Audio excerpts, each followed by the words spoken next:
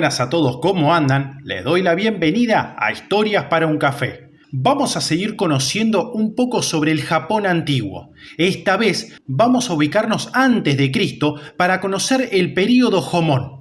En caso de que este tipo de contenido sea de tu agrado, te invito a suscribirte, así estás al tanto de los nuevos videos. También agradezco a los colaboradores del canal que ayudan a que pueda seguir creando este tipo de contenido. En caso de que también quieras ayudarme, podés hacerlo desde el botón unirme. Ahora sí, comencemos con el video. El período Jōmon se inició en Japón aproximadamente en el 14.500 a.C. y dura hasta el 300 a.C., si bien estas fechas están en continuo debate y modificación. Este período se desarrolló desde finales del Pleistoceno hasta el comienzo del Holoceno en el archipiélago japonés. Y en la historia mundial corresponde al transcurso de la época entre el Mesolítico o finales del Paleolítico hasta la época del Neolítico durante la Edad de Piedra. Cabe mencionar el descubrimiento de la cerámica y el desarrollo de las denominadas viviendas foso, es decir, viviendas con plantas excavadas en profundidad, entre otros fenómenos culturales. El término Jōmon tiene su origen en la expresión cerámica con marcas de cuerda, utilizada por el zoólogo y orientalista estadounidense Edward Morse en el 1877 para referirse a la cerámica hallada en el conchero de Omori.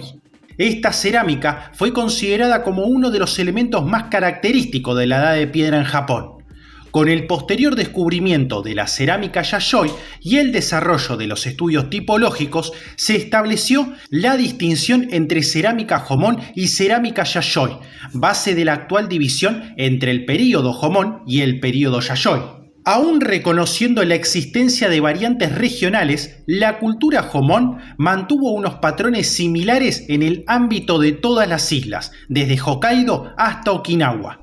Su base económica fue dada por las actividades cinegéticas, pesqueras y recolectoras, aunque también se ha supuesto la existencia de una agricultura muy primitiva de cereales. Los estudios de mapeo genético hecho por Cavalli Sforza han mostrado un patrón de expansión genética de la región del mar de Japón al resto de Asia.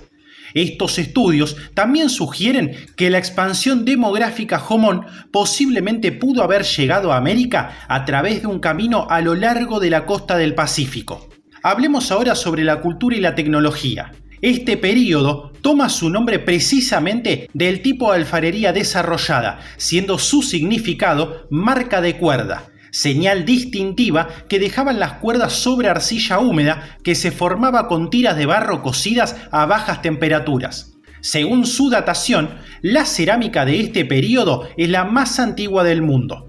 Los habitantes de Hokkaido y del norte de Honshu no adoptaron el sistema de arrozales, introducido desde el continente asiático hacia el 500 a.C., probablemente debido a la debilidad de la cepa del arroz ante el frío. Mientras en Shikoku, Kyushu y Honshu se desarrolló la cultura Yayoi, en Hokkaido se mantuvo sin grandes alteraciones la cultura Jōmon, aunque en esta nueva etapa suele denominarse cultura Soku Jōmon.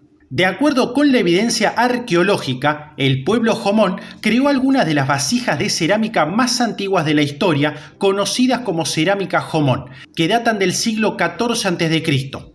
Esta cerámica fue datada por primera vez después de la Segunda Guerra Mundial a través de los métodos de datación de radiocarbono.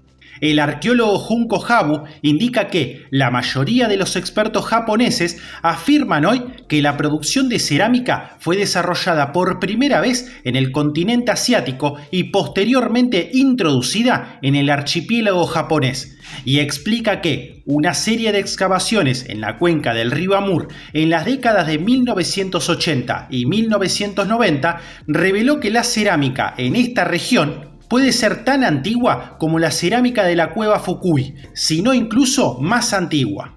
La cerámica del período Jōmon fue nombrada Jōmon Doki. La primera palabra significa patrón de cuerda y se refiere a la decoración en barro que se asemeja a diseños realizados con una cuerda.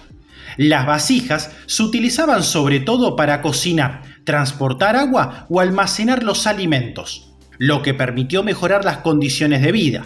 Se elaboraban en hornos abiertos a una temperatura entre 500 y 600 grados, una vez ya torneado el barro. Estas vasijas fueron evolucionando a lo largo del período. En la era incipiente, contaban con una base puntiaguda para clavarse en la tierra y preparar alimentos en el exterior.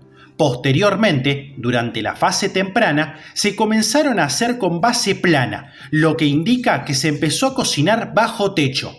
Esta fase se caracteriza por su vistosidad, pues las cerámicas estaban profusamente decoradas con patrones, figuras de serpientes y demás diseños llamativos, lo cual puede significar que tuvieran un uso de ritual o funcional. En la zona norte de Honshu y en el sur de Hokkaido destacó un tipo de vasija fina y de forma cilíndrica, mientras que en Kyushu aparecen florituras de espiga. Finalmente, la fase tardía se caracteriza por el diseño más simple, las paredes más delgadas y por su uso funcional. La cerámica tuvo una gran importancia cultural para los Jomon, ya que su uso ritual y funerario fue habitual. De este modo, se han encontrado grandes vasijas que se utilizan para enterrar a jóvenes u otras que buscaban ser ofrendas religiosas. El pueblo Jomon moldeó también figuras de barro llamadas dogu y vasos decorados con motivos más sofisticados usando cuerdas trenzadas y sin trenzar, así como varas de árboles para hacer impresiones sobre la arcilla húmeda.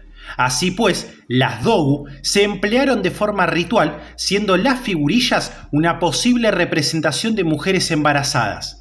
Además, algunas se han encontrado rotas de una forma no fortuita, lo que puede indicar que se realizaban para transmitir una enfermedad a la propia figura. En cuanto a los hábitos, gracias a los montículos de desperdicio que los Jomon dejaron atrás, se sabe de sus costumbres y su forma de alimentación. Así, se han encontrado evidencias de que consumían fruta, nueces, carne, pescado y mariscos. Con la subida de la temperatura entre el 8000 y el 3000 a.C., los primeros pobladores se asentaron en la costa y en estuarios. Allí se han hallado restos de moluscos, caparazones, huesos de ciervos y osos, así como también herramientas como arcos, arpones y remos, entre otros. Los asentamientos se caracterizaron por ser semipermanentes. Las casas consistían en una construcción hundida con un techo de paja, donde vivían 5 o 6 personas. Alrededor de un hogar central con revestimientos en piedra se encontraba media docena de puestos semi-excavados. Es destacable que durante el período tardío se reservaron algunos huecos más grandes, lo que podría indicar que eran lugares rituales o bien la casa del cacique del poblado. En cuanto al comercio, si bien las comunidades eran autosuficientes por lo general, se han encontrado indicios de intercambios entre regiones. Debido a esto, en las tierras altas de la actual prefectura de Nagano se han hallado restos de sal, a su vez que en la zona costera aparecieron instrumentos de obsidiana y piedra. Arqueológicamente, este período se divide en 6 subperíodos. Las discrepancias en fechas, según los distintos autores, son acusadas. Teniendo esto en cuenta, el período Jomon incipiente va del 11.000 al 7.500 a.C., el Jomon inicial del 7.500 al 4.000, el Jomon temprano o primitivo del 4.000 al 3.000, el Jomon medio del 3.000 al 2.000, el Jomon tardío del 2.000 al 1.000 y el Jomon final del 1.000 al 500. Los períodos Jomon primitivo y medio vieron una explosión en la población, según lo indicado por el número de asentamientos de este período. Estos dos períodos ocurrieron durante el óptimo climático del Holoceno, entre el 4000 y el 2000 a.C., cuando el clima local se volvió más húmedo. Durante el Jomon medio se han hallado las figurillas y vasijas dogu de cerámica con significación simbólica y muy ornamentada, como las llamadas vasijas de estilo llama y los objetos de madera lacada. Este período experimentó un aumento en la complejidad del diseño de las casas de zanja, la vivienda más comúnmente utilizada en ese momento, y algunas incluso tienen pisos pavimentados de piedra.